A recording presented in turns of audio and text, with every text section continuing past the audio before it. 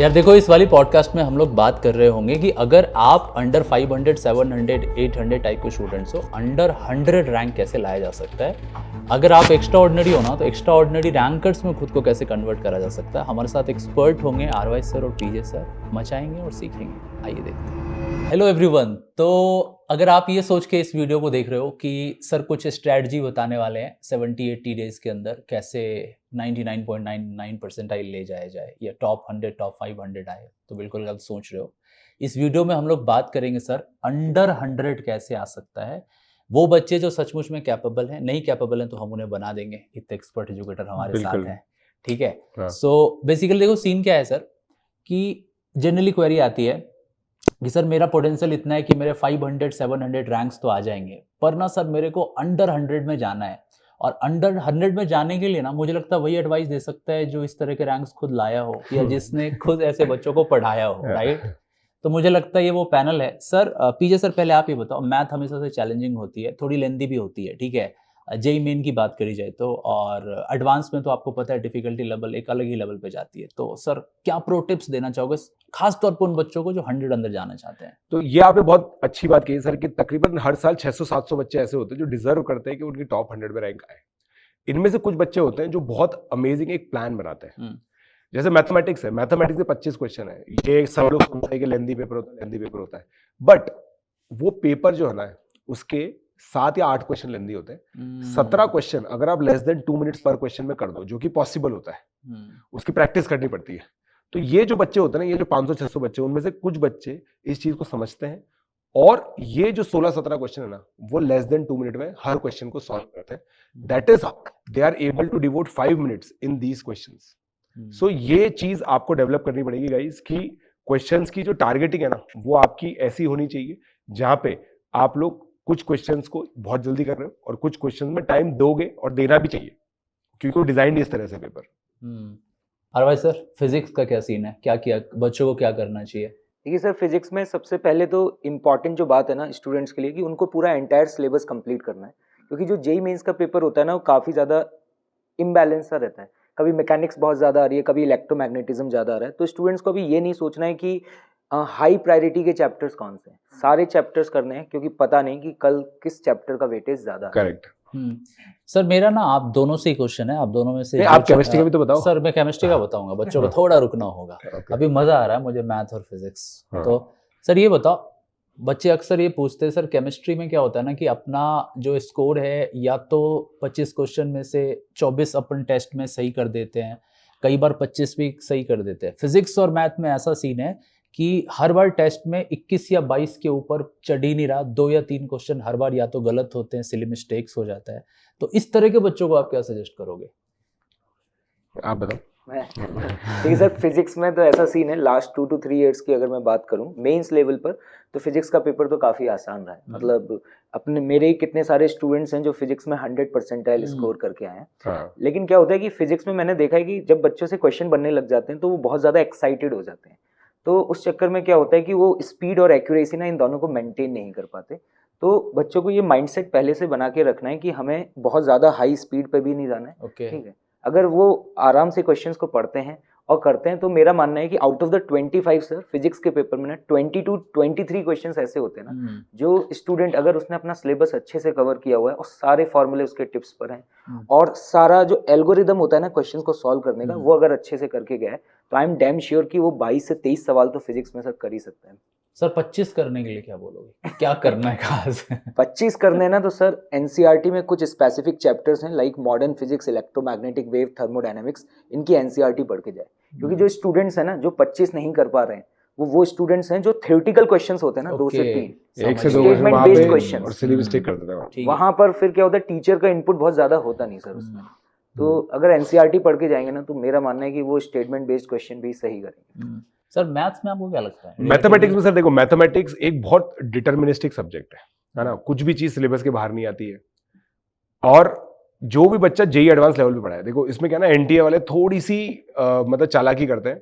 मतलब मैं तो गलती मानता हूँ उस चीज को, सिलेबस से कुछ चीजें हटा दी है, उसके क्वेश्चन दे देते हैं, बट वो जेई एडवांस के सिलेबस में है। तो देखो जो भी टॉप 100 का बच्चा है वो तो जेई एडवांस तक का सिलेबस पढ़ के गया है, राइट। तो उसके लिए ये इशू नहीं होता है। और अगर मैं इन टॉपर्स को 90 मिनट दे दूं ना मैथमेटिक्स के लिए, तो ये सब 100 में से 100 ले आएंगे। तो यहाँ पे जो क्रंच सिचुएशन है ना, वो ये है कि 70 से 75 मिनट में आप मैथमेटिक्स के कैसे 25 के 25 क्वेश्चन करते हो। उसके लिए जैसा मैंने आपको बताया कि कुछ चीजें होती हैं, कुछ मैनिपुलेशंस होते हैं, आपको थोड़ा सा प्रिपेयर रहना होता है। जैसे आपको पता है एरिया अंडर कर्व का क्वेश्चन लेंदी आएगा ही आएगा, तो आप जब उस समय उसके आप सोच के देखो सर, एक सिचुएशन जहां पे एक बच्चा है जो 17 क्वेश्चन करके बैठा है, 17 क्वेश्चन उसने मार्क कर दिया और उसका केवल आधा घंटा ही हुआ है अभी, तो वो कितना रिलैक्स होकर एरिया अंडर कर्व का लेंदी क्वेश्चन करेगा और उसकी कैलकुलेशन मिस्टेक भी नहीं होगी। करेक्ट। तो ये चीज बच्चों को समझने की जरूरत है कि 25 क्वेश्चन ऐसे सही नहीं होते कि पहला सही हुआ, दूसरा सही हुआ, तीसरा सही हुआ, चौथा सही हुआ, ऐसे नहीं होते। पहले वो 17 क्वेश्चन सही होते हैं जो लो हैंगिंग फ्रूट्स हैं, और फिर वो 8 क्वेश्चन सही होते हैं जिसमें समय लगता है। मतलब मैं एज अ टॉपर जब मैं भी पेपर अटेम्प्ट करता था ना, तो मैं इसी तरह से अटेम्प्ट करता। मेरे जेईई एडवांस का जो पहला पेपर था उसमें फुल मतलब 81 आउट ऑफ 81 आए थे। तो उसके अंदर मेरे को अच्छे से डिस्टिंक्टली याद है कि 67-68 मार्क्स का ऐसा पेपर था जो मैंने एक ही अटेम्प्ट में कर दिया था, और फिर वो जो 12-13 नंबर का था ना, उसमें मेरे को डबल अटेम्प्ट लगे थे। So that is how you get it. मतलब क्वेश्चन सिलेक्शन काफी इंपॉर्टेंट है, बहुत इंपॉर्टेंट है, बहुत इंपॉर्टेंट है। स्टार्ट आप कैसे करते हो वो काफ़ी मैटर करता है, क्योंकि मुझे ऐसा लगता है सर कि हर क्वेश्चन के साथ जब बच्चा करेक्ट करता है तो उसका कॉन्फिडेंस बढ़ता जाता है, और अगर आप स्टार्ट के कुछ क्वेश्चंस गलत कर दिए या रॉन्ग डिसीजंस ले लिए तो जो बनने वाले क्वेश्चंस है उसमें प्रॉब्लम आता है। तो केमिस्ट्री की बात कर लें? Yes sir. ठीक है यार, देखो केमिस्ट्री में क्या है ना, 25 क्वेश्चंस में से मुझे सर ऐसा लगता है कि 20 to 21 क्वेश्चंस ऐसे होते हैं जो एक अगर बच्चे का बेसिक आईक्यू है और अगर उसने एनसीईआरटी पढ़ रखी है तो हो जाएगा। बट 4 से 5 क्वेश्चन सर ऐसे होंगे। ऑर्गेनिक केमिस्ट्री का एक क्वेश्चन हर बार ऐसा होता है जो बहुत ही यूनिक मैकेनिज्म पे पूछा जाता है। कई बार तो सर उस क्वेश्चन को देख के आप बोलोगे कि ये क्वेश्चन तो एडवांस का लगता है। ओके। फिजिकल केमिस्ट्री में एक क्वेश्चन तो रहती है जो एकदम आउट ऑफ द बॉक्स हो जाती है। कई बार उसके आंसर्स में भी प्रॉब्लम आती है कि डिजिट के बाद 2 डिजिट तक के आंसर्स करेक्ट लेने, कई बार उसका रेंज दे दिया जाता है, तो इस तरह की चीज़ें होती है। बट ऑर्गेनिक इनऑर्गेनिक बहुत हद तक एनसीईआरटी बेस्ड होती है। बच्चे ने अगर ये कर रखा है तो बहुत बढ़िया, और ख़ासतौर पे जिन चैप्टर्स को हटा दिया गया है, हमने तो उससे कोई क्वेश्चन नहीं देखे अभी तक, जैसा कि मैथ्स में सुनने को मिलता है, फिजिक्स में भी है। फिजिक्स में कार्नोट साइकिल, हाँ रेडियो एक्टिविटी। तो केमिस्ट्री में सर ऐसा कभी भी नहीं आया, पर हाँ बच्चों के लिए आसान होता है, बहुत आसान टारगेट होता है। और अनअकैडमी पर भी सर अगर आप देखो, मतलब जिन बच्चों से मैं बैचेस में बात करता हूँ, मैक्सिमम स्टूडेंट के केमिस्ट्री में ही फुल मार्क्स आते हैं। सबसे ज्यादा 100% अनअकैडमी लर्नर की केमिस्ट्री में ही आते हैं। एक तो 3 लोग पढ़ाने वाले हैं त्रिदेव। सर तो ओवरऑल अगर ये तो मेंस की बात हो गई सर, ठीक है। अभी हम थोड़ी सी बात कर लेते हैं, चलो इन बच्चों ने अच्छा कर लिया, अंडर 100 आ गया, एडवांस के लिए क्या थोड़ा अलग करना पड़ेगा? एडवांस में सेम क्वेश्चन है अंडर 100 लाने के लिए, एडवांस में क्या यूनिक? डेफिनेटली सर अलग करना पड़ता है। आप क्लियरली देखोगे कि मेंस के टॉपर्स अलग होते हैं, एडवांस के टॉपर्स हमेशा ही अलग होते हैं। बहुत यूनिक कुछ बच्चे होते हैं जो दोनों में टॉप करते हैं। तो जेईई एडवांस में है ना, एक तो ये मारामारी नहीं है कि 200 मतलब 295 या 300 ही लाना है ना, ये मारामारी नहीं है, which is a very good thing. और जैसे मेन के अंदर क्या है, मैथमेटिक्स एक्स्ट्रा ऑर्डिनरी टफ है बाकी दोनों सब्जेक्ट के मुकाबले, ऐसा नहीं है। यहाँ पे बैलेंस्ड पेपर आता है, मतलब ऐसा भी मैंने पेपर देखे जहाँ पे आप केमिस्ट्री में भी 60 मिनट देने ही पड़ते हैं, है ना सर। तो मैथमेटिक्स के अंदर, केमिस्ट्री के अंदर, फिजिक्स के अंदर जो एक चीज मैंने देखी है ना बच्चों के अंदर, वो ये है कि आपको तीनों पेपर है ना 60 मिनट में करने की आदत होनी चाहिए। ये बहुत इंपॉर्टेंट है। बच्चे क्या ना पहले से माइंडसेट बना करके चलते हैं कि मैथमेटिक्स में हम 80 मिनट देंगे, केमिस्ट्री में हम 40-50 मिनट देंगे, तो पेपर कैसा भी आ सकता है। क्योंकि जेईई एडवांस की सबसे अच्छी यूनिक बात यही तो है कि आपको पता ही नहीं है पेपर पैटर्न क्या आएगा। आपको नहीं पता 16 क्वेश्चन आएंगे, 17 क्वेश्चन आएंगे, you don't know anything.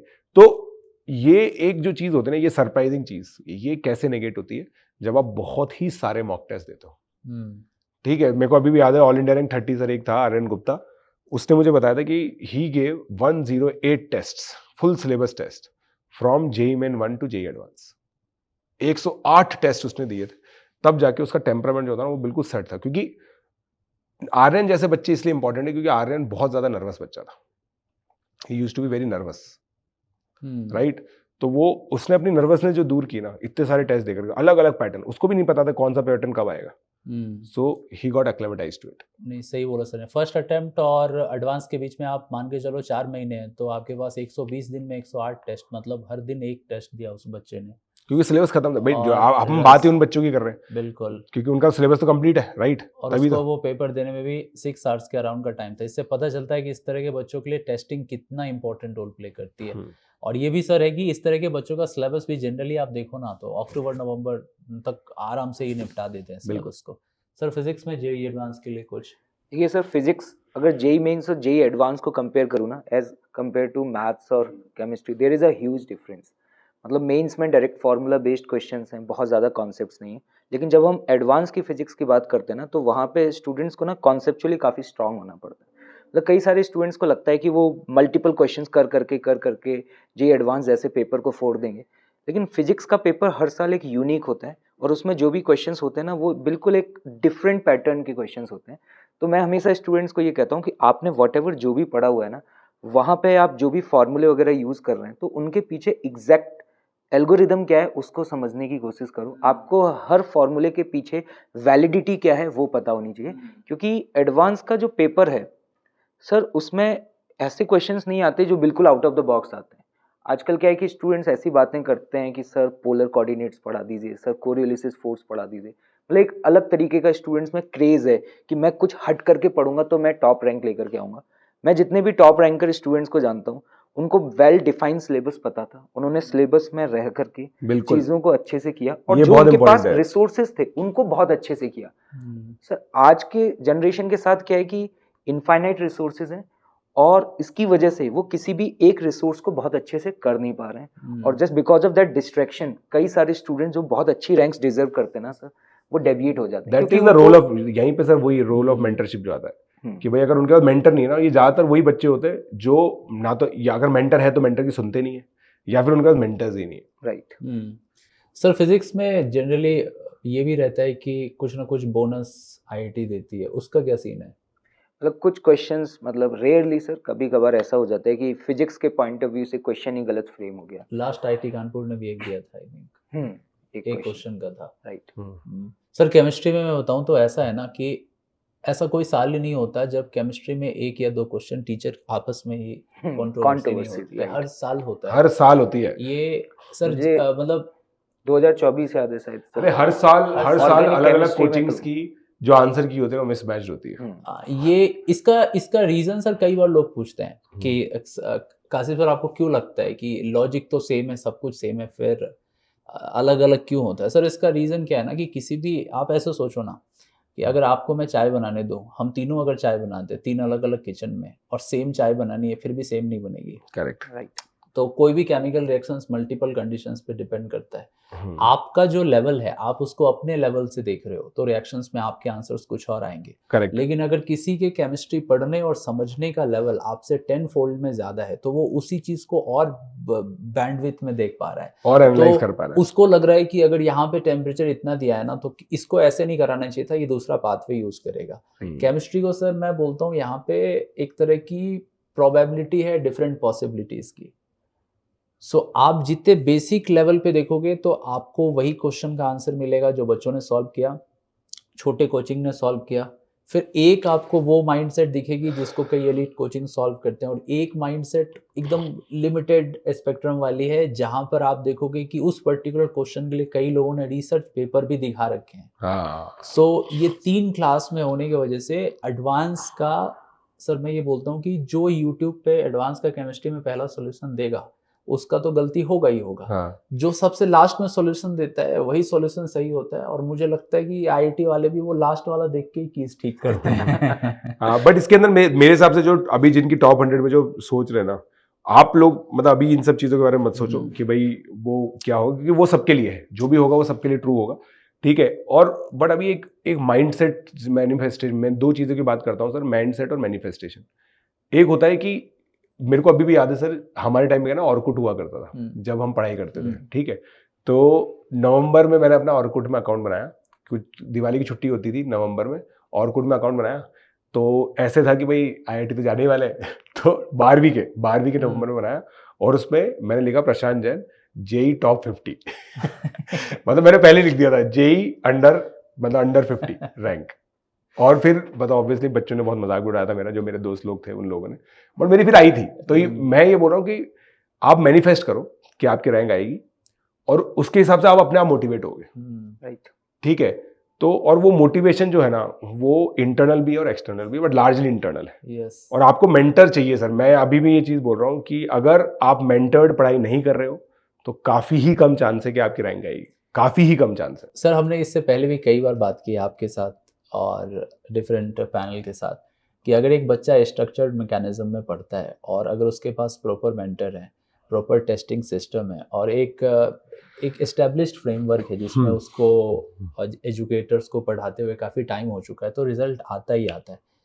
Sir इन सारी चीज़ों को एक साथ समेट दो ना, तो हमारे पास हर साल प्रूवन चैम्प्स बैच रहा है। बिल्कुल बिल्कुल। आपने हर बार देखा होगा, हम 2021 से लेके 2025 तक अगर आप अमया सिंघल से उठाओ और सौरभ तक पहुंच जाओ, ये सारे बच्चे चैम्प्स के ही बच्चे थे जो किसी न किसी आईआईटीज़ में पढ़ रहे। सर कुछ तो ऐसे बच्चे थे जिन्होंने आईआईटीज़ छोड़ दिया, स्टैनफोर्ड में चले गए, पर्ड्यू यूनिवर्सिटी में चले गए। अरित्रो उसने तो आईआईटी छोड़ दिया और वो भी पर्ड्यू में गया जहाँ से नील आर्मस्ट्रॉन्ग पढ़े थे। सो ऐसे कई सारे बच्चे हैं। तो ये वो बैच है जो टॉप लेवल का टॉपर प्रोड्यूस करता है। तो ये बैच हम लोगों का स्टार्ट होने वाला है बहुत जल्दी। इसकी सारी डिटेल आपको पिन कमेंट के अंदर भी दिख जाएगी। पैनल आपको स्क्रीन पे शो हो रहा होगा, ये वो पैनल है, इसके डिफरेंट लॉन्चिंग डेट्स हैं। इसका प्राइम टारगेट अभी जेई मेंस फर्स्ट अटेम्प्ट होगा। इसके बाद आपको सिमिलर बैचेस चैम्प्स में ही जेई एडवांस के लिए भी आ रहे होंगे। ओवरऑल आप माइंडसेट 6 मंथ का कम से कम बना के चलो, ठीक है। मतलब आपको पूरा का पूरा नवंबर, दिसंबर, जैन, फेब, मार्च और अप्रैल में आपका एग्जाम होगा। तो मिनिमम 6 मंथ का आपको सब्सक्रिप्शन लेना है, 6 मंथ के लिए प्लेटफॉर्म पे आना है। और अगर आप प्लेटफॉर्म पे हैं तो ऑब्वियसली आपको पता है हर साल ये कोर्स आता है, इस साल भी आपके पास आया है। तो फाइनल वर्ड सर मैथ्स में आपके लिए क्या देंगे? सर मैथमेटिक्स में मैं यही चीज बोलूंगा कि मैथमेटिक्स में क्या है ना, मैथमेटिक्स एक बहुत डिटर्मिनिस्टिक सब्जेक्ट है। मैं वापस से यही चीज बोलूंगा कि आपको पक्का पता है कि वो डिफिकल्ट ही आएगा, है ना। कोई ऐसा ईयर नहीं है, कोई ऐसा शिफ्ट नहीं होता जहां पे मैथमेटिक्स हल्की आ जाए। तो आपको बस ये चीज समझ करके उस चैलेंज को फेस करना। और पीवाईक्यूज जो है ना जेई मेन के लिए खासकर 2021 से 2024 के सारे पीवाईक्यूज कर लो और 2025 के जो 19 पेपर्स हैं उनको आपको लाइव अटेम्प्ट करना है ताकि आप लोग को रियलाइज हो कि आप किस जगह आप प्रोजेक्ट कर रहे हो। क्योंकि यही जो पेपर्स है ना 2025 और 26 ये इकलौते ऐसे कंसेक्यूटिव ईयर्स है, पहली बार ऐसा हो रहा है कि कोई भी चेंज नहीं है, वरना हर साल कुछ ना कुछ चेंज होता है। 23 से 24 में सिलेबस चेंज हुआ था, 24 से 25 में पेपर पैटर्न चेंज हो गया, 25 से 26 में कुछ भी चेंज नहीं है। तो you have a very huge opportunity to make it big in the results. Got it, sir.